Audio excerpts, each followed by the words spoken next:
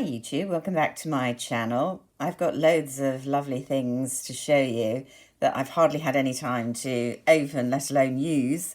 I thought I'd start today by giving you a quick look, famous last words, quick, a look at Forbidden Pink, which is, I'm going to say, one of the latest Tom Ford releases. I haven't really been able to keep up too much this year, and there are definitely a few of the quads I haven't bought. There are two other limited edition coming out in the different coloured package. So this one's come out in this pink package as opposed to the more normal brown and gold that we're used to, or the white packaging that is the Soleil range. Well, there are currently two red packages to go in with the cherry range. I'm definitely not going to get either of those two because they're just too red. And I think we know from my comments on Chanel unboxings that I've had enough red in eyeshadows. A little goes a very, very long way as far as I'm concerned. But I also missed out on a khaki palette that came out I think round about just before Christmas last year and sold on the website over here too quickly for me to get my hands on it. So yeah, I used to buy more or less every single Tom Ford eye palette, but there's just too many of them at the moment and they are pretty pricey. To be honest, I wasn't immediately sold on this one because pink was kind of falling in the same category, not quite as red, but you know what I mean. But I saw a few reviews of this on YouTube, all of which that I've seen have been very positive, by the way, unusually so for Tom Ford of recent years. So that encouraged me. But most of all, I was encouraged because although the packaging, let's just take that in, very pretty pink, I'm not sure that I love these limited edition. They don't look as classy and as expensive to me as the originals that, you know, you really do look as if that's an exclusive packaging. This looks much more plasticky and we've lost the gold for some black. But, you know, it's nice enough. So, Forbidden Pink 01. I need to talk to you about the numbering on Tom Ford palettes because it makes absolutely no sense. They seem to use the same numbers again and again. I don't know what it's all about. But the other thing that sold me was when I saw that, in fact, now let's do what somebody said. Why don't you just put the sleeve over the mirror? What a good idea. Why did I never think of that? Thank you, whoever suggested that in the comments to my Chanel unboxing. We can see that there's not much pink in this palette. The only thing that is pink about this palette is the packaging. It's a good old brown, gold, taupe, neutrals type palette, which is right up my street. So it's the creamy powder, not the pressed powder, wet or dry formulation. I think the little brushes have changed as well because although they've got TF, let's just take the plastic off. The brushes are actually quite usable, particularly these little ones here. There, it's not the usual gold. So again, I'm not that gone on the packaging. However, I intended to do an eye look this morning before I recorded this video and I didn't have time before I had to go out. So it's swatches only, ladies and gentlemen. And you can see from the fingerprint that I have had a little dig in. So we've got up here, I describe this as a kind of neutral, light, creamy brown. I suppose there's a slight pink tinge there. You can see it applies beautifully to my arm very, very smooth, and essentially a matte, which is unusual for these palettes.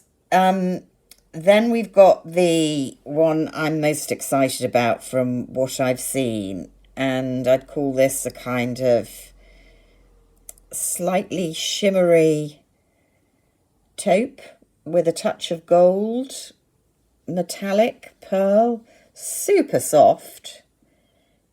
These are the colours that just, the formulations that Tom Ford Estee Lauder does so well. So it looks really like a mid-toned gold on the finger. Now, I wouldn't say that's as an exciting an application on my arm. You can see the shimmer, and it's not glitter. It is definitely a kind of slightly metallic. Now, this is the one that people have raved about on YouTube videos. I'm not sure it's quite as gorgeous as I expected, but it may look wonderful on the eye. We're in natural daylight here, by the way. Then we've got, I mean, this is a beautiful shade. It's not really my type of shade. Oh, it does look nice on the finger swatch, though. It looks much lighter than in the pan. In the pan, it looks like a really warm copper satin metallic, but it's a lighter, really burnished copper on the finger. Coming off a bit orangey and very close actually to the matte there. So I think you can see a kind of more rosy theme through these. Still not pink really. And then we've got a dark brown, which you can see is insanely pigmented. Looks semi-matte, a bit of sheen to it, which is nice.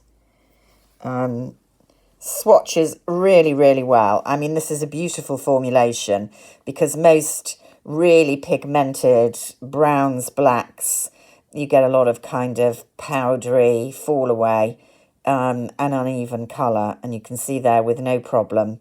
That's just a beautiful, definitely a red brown. There's a lot of red in that brown there. Probably a shade I'd use less often, but it's nice. It's a nice shade. So that's nothing to do, I think we can see, with pink. Now, I've seen some really beautiful eye looks created with this palette. All Feisty in particular did a beautiful one. So I was quite excited to try that, although I will say that is not swatching on the arm anything like as vibrantly as it looked on the eye. But it may look like that on the eye when I apply it. So, do you need this palette? They brought out 3 of this formulation this time last year, I'm going to say, certainly last year. And some people have said it's a bit like, for example, Rose Topaz, which we had this time last year. Let's put them next to each other. So I think you can see there, Rose Topaz is looking a lot cooler. There's no equivalent of the copper shade.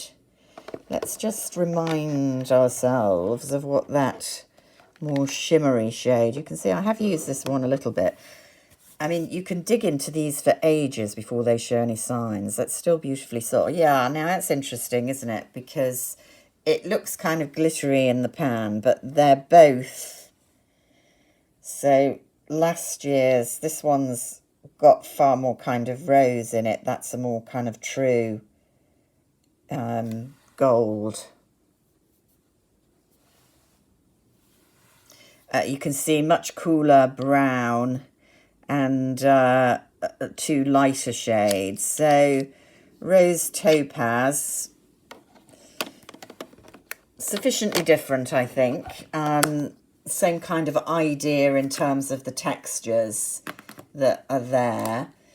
And then we also had, as part of that same release, Tiger Eye. Now this is similar in that it's got a very orangey colour in. Yeah, you know, I think the dark brown is more similar there as well. So that's an interesting comparison.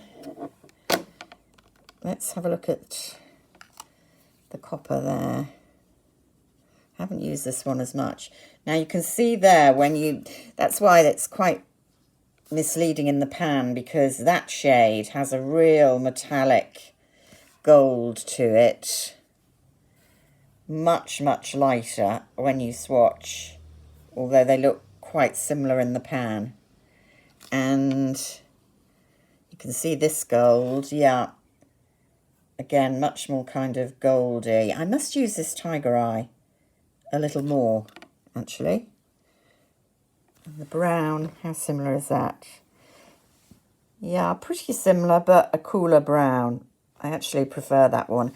So I'm reminding myself of Tiger Eye, which I've not used as much as I should, perhaps. So you get a comparison of Tiger Eye. Now, what else have we got?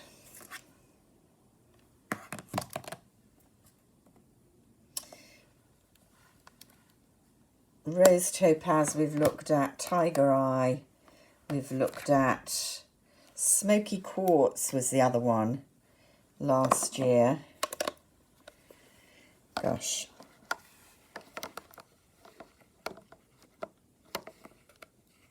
And there you go, another one with slightly kind of more neutral oranges, not as metallic, but no really metallic colour in there. But again, honestly, you know, how many of these do you need? Not as many as I have, obviously. I was put in mind of a different release, actually, when I first saw this, which was not the new formulation. I think this came out with 2 at some point during the pandemic. This is, what is it, Visionaire? Yeah, Visionaire. I suppose I was thinking of that metallic gold, which you can see is much more gold, and then the rosy satin, and then 2 quite wearable browns. I like Visionaire, actually. I think it's a nice palette. Let's just remind ourselves. This is much more like a topper, this gold, than these ones in the newer formulations. But that's a beautiful neutral shade. A nice wearable mid brown.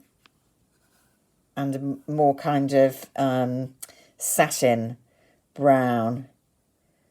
You can definitely tell the improvement in the formulation in these powder cream to, this is what I call the more traditional powder formulation. And I think you can probably see, you know, the payoff is much lighter, less creamy. But they work pretty well on the eyes, I can tell you. So if you've got Visionaire in your collection, then you've got quite a good one, in my opinion. So where does that leave us? It leaves me needing to try Forbidden Pink on the eyes and see if I can replicate some of the gorgeous looks I've seen much cleverer makeup artists than me illustrating.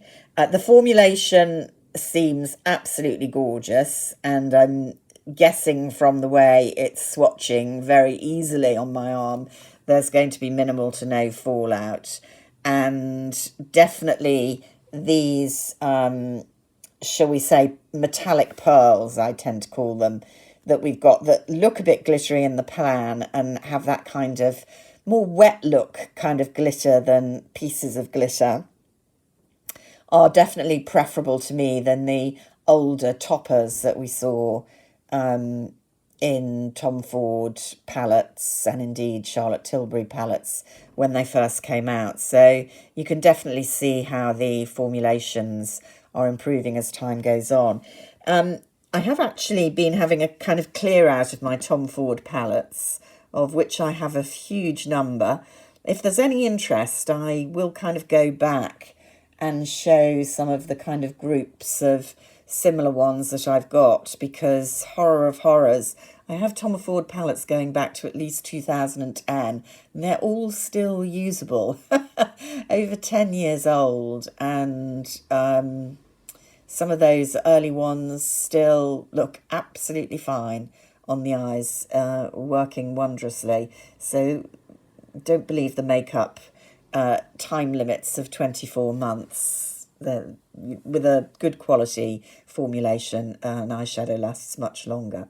So let me know in the comments if there's any interest in that, and how many of you are or aren't buying into these new limited edition fancy colour packaging releases. Are they luring you into buying more Tom Ford palettes? Anyway, I have some more goodies to show you, hopefully later this weekend, whenever they go up. And I hope you're having a great weekend. If you got to the end of this marathon, as usual, a thumbs up is very much appreciated by me. Until next time, bye for now.